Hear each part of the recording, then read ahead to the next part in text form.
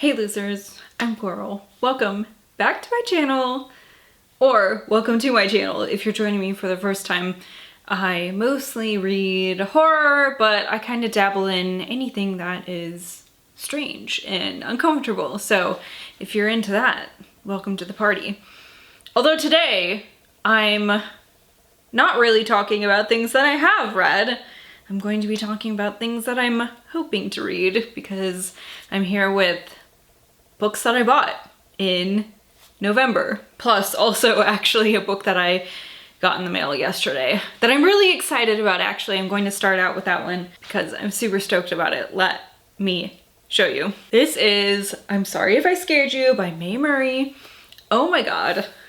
This was, this is one of my most anticipated books of the year. The publishing date got pushed back a couple months, but it's finally here. And honestly, kind of perfect because this is supposed to take place over Thanksgiving. So it's kind of perfect that it was published closer to Thanksgiving instead of, I think it was late summer was the original publishing date. And Mae was kind enough to sign it for me. It's just such a like, really, very sweet, but also like the cover is just bananas and I love it. It looks so good like this. Can you see that over there? Look at it. This is about a young college girl named Odie who is the first one in her family to go to college. She is on her way back home for the holidays. She's taken medication to induce an abortion. This is the product of a rape. So like things obviously are not going great for her at this time.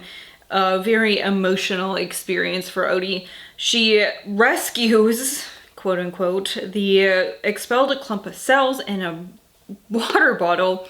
And then while she's driving home, the clump of cells becomes sentient and possesses her, and it says she begins to live vicariously through its complete embrace of love, sex, violence, and vengeance. So it seems like completely off the walls in a way that I'm super curious about. I hope there's pie involved. I mean, just the comparison to expelled cells and fruit pie. I don't know. So I'm really excited about that. I also got my last book package this month. One book in it was The Queen by Nick Cutter, which I wrapped up for my potential TBR this month. So there was that one. And also After the People Lights Have Gone Off by Stephen Graham Jones. This is a short story collection. And The Queen is, I don't know, some story about two adult women who are friends, and one has gone missing, and then the cell phone of the missing woman shows up on the other woman's doorstep, and it like opens a can of worms, right? Like, I don't know, because I haven't read it and I don't have the book in front of me to tell you more than that, but that's pretty much all I know about it. And then I've got a couple books that I bought here from Book Outlet, which I haven't ordered from in a while. And that's the thing about it, is like, I don't think it's great for me personally to order from a lot, but if you do it like maybe twice a year, you pick up some things where it's like, I really wanted these books and now I got them for really cheap. First, the novella The Scourge Between Stars by Ness Brown. This is a sci-fi horror book that I've been wanting to read. This is about a space crew that has an intruder on their ship, and it says that they are getting picked off one by one. So yes, I've heard good things about this, and I was really excited. I believe this made it like to my list of that year. The year, I feel like this might have been like a 2022 book. Is that right? 2023. Oh, that was just last year. Crazy. But it was one that I wanted to pick up and now it's here. I also was really excited to find a copy of The Angel of Indian Lake by Stephen Graham Jones, which is the third book in his J. Daniels series. I can't remember what that's called. Is it just called the Indian Lake trilogy? But yeah, I haven't read the second one yet because I have to read the first one, and then it's like, well then if I don't even have the third one, then I feel like I'm gonna have to reread the second one when I get the third one, because that's just kind of how my brain works, is that if I don't read them back to back, then my brain's like, I don't know all the immediate details, and then what? I don't know, it's just stupid. But the first book is My Heart is a Chainsaw, which I really enjoyed, and that's about a high school student named Jade who is obsessed with slasher films, and she is the first person to see the warning signs when there is a slasher killer in her small Idaho town. But nobody believes her, of course, because it's a slasher book. One I've been really interested in. This is Schrader's Chord by Scott Leeds, which of course anything involving music is a trope that I really am interested in. If I hear that, I'm instantly like, what is this about? Because then I need to know. And I believe that this is kind of like a cursed object one also, which is another trope I really enjoy. So this says that there are 4 records that when they are played, they open the floodgates to unspeakable horror. And then what? Who knows? I'll have to read it and find out. Kind of cursed objects, I suppose, right? Objects that open the gates of hell, maybe?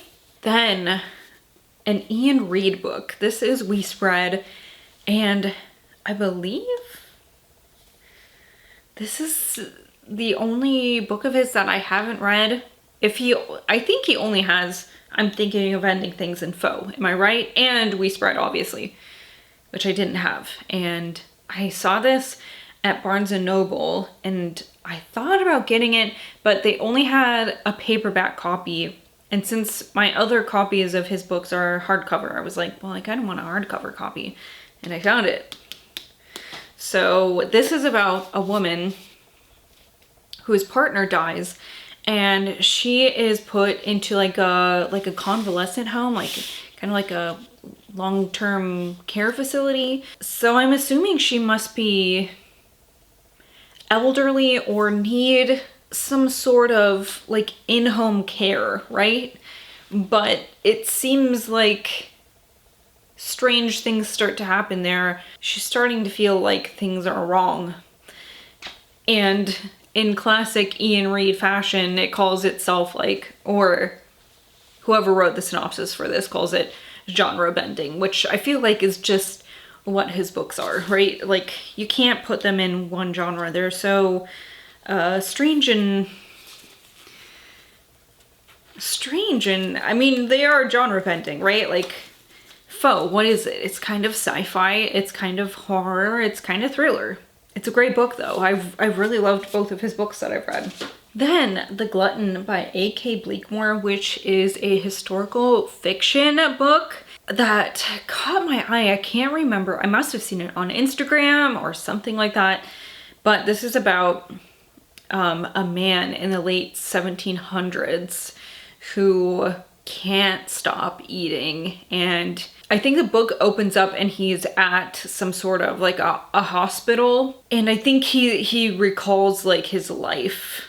So I'm not sure if this is based on a real character. It sounds like it could be, or a real figure, I guess. He's not really a character if he's a real person, but I don't know if this is based on a real historical figure or something like that. But it almost sounds like somebody who has Prader-Willi syndrome? Is that what it's called? I don't know, but somebody who just never feels satiated. Just something that sounds terrible. I know that people who have that sometimes, you know, eat things that are not appropriate food because they just feel ravenous, you know, all the time. So what a terrible affliction if that's what he has, which of course back then I don't think that they knew that that was a real medical affliction, you know, so I'm interested in reading that. And then I bought a copy of The Boatman's Daughter by Andy Davidson, which is a Southern Gothic novel, and I was putting this on my shelf and realized I have 3 of this author's books and I have not read any of them. Oh boy. I guess they just sound so good, but then I don't know what happens. What happens after that? I buy them, I put them on the shelf, then question marks. So I really need to, I'm thinking I might do some sort of like a vlog series maybe where I read authors that I've like collected so many of their books and not read them. And then hopefully I like their books, because otherwise I've got multiple books of theirs and don't like their writing. What's wrong with me? So I know that this is a Southern Gothic novel. There's I think a woman who is ferrying contraband for a mad preacher and his declining band of followers. So that in itself is like something that is right up my alley. Like strange religion in a bayou, like what is going on here? I don't know. Yeah, so it says, when the preacher makes an unthinkable demand, it sets Miranda on a desperate, dangerous path, forcing her to consider what she will sacrifice to keep her loved ones safe. And that's why I want to read this book. I think that those are all the books that I bought in November. I'm pretty sure. Plus, I'm sorry if I scared you, which came yesterday, but like, I'm too excited about it to let it sit until the end of December. I'm filming this in December because I haven't had time. The end of this month is so busy. I can't let that sit and wait. I'm too excited about it to let it sit and wait until the end of December to talk about it. And then, you know, obviously you guys can go buy a copy if you think it sounds exciting too. Support an indie author. So, yeah, that's it. Let me know if you've read any of these, what you thought about them. I'd love to hear. Thank you so much for watching, and I will see you later. Goodbye!